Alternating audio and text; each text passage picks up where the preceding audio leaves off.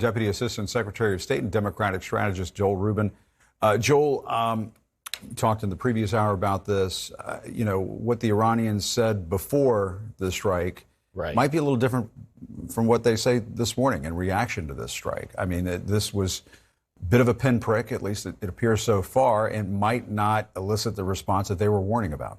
Yeah, Jim, there was a lot of taunting going on, frankly, from the Iranians. The way that the foreign minister was describing the end of the earth will occur if Israel responds. And I think for the Israelis to show the world and show the Iranians, no, they're not going to be intimidated by that was a crucial psychological maneuver by them. And to Iran, it's in their interest to not escalate as well. And hopefully this is not going to escalate. It does look like two boxers bumping gloves right now and sort of going back to their corners potentially. But yeah, I do think that the foreign minister, he was very clear in trying to intimidate Israel, and that didn't work.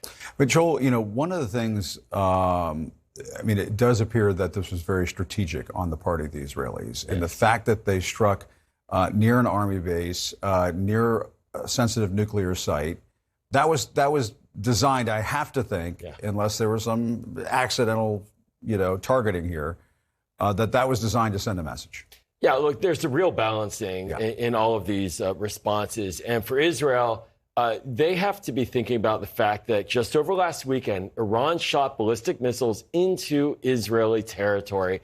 Those are missiles that potentially could carry a nuclear warhead. That is extraordinary. And if you think about that from the Israeli perspective, that puts their entire defense doctrine under duress. And so they needed to establish some type of deterrence and demonstrate to the Iranians, we can hit your nuclear facilities first. And so by hitting Isfahan in the area near nuclear facilities, you're telling the Iranians, don't even try it. And then, of course, hitting some military infrastructure, batteries, whatnot, the ability essentially for Iran to project its power, they had to do that as well. But a very limited deterrent. They did not want to go hit civilian areas, clearly, and they did not make it a massive assault. But they're making the point that what you can do, we can respond to preemptively. And, over the weekend, when the U.S., the U.K., the French, the Jordanians, the Saudis all came together to help the Israelis defend against that air assault from Iran, I mean, there was sort of a shift in the moment in the region and also in this relationship between the Israelis and the U.S. Is it in the same place that it was last weekend, do you think? Because the president was saying to Netanyahu, take the win, take the win. Maybe Netanyahu's going to take the tie here. I don't know. But where do things stand, do you think? Yeah, Netanyahu has to balance domestic politics. I think it was a stunner last week to see how quickly President Biden was able to organize these multiple countries. We'll see. I do think that it's quite likely that many of these countries will need to publicly condemn and express their disappointment and concern.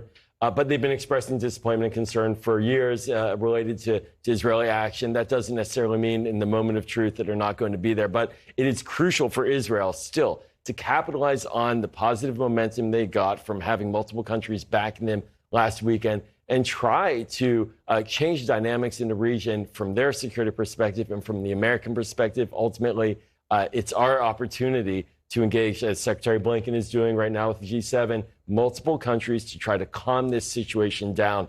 That's the best way forward. All right, Joel Rubin. Of course, we're going to be watching here in the next several minutes.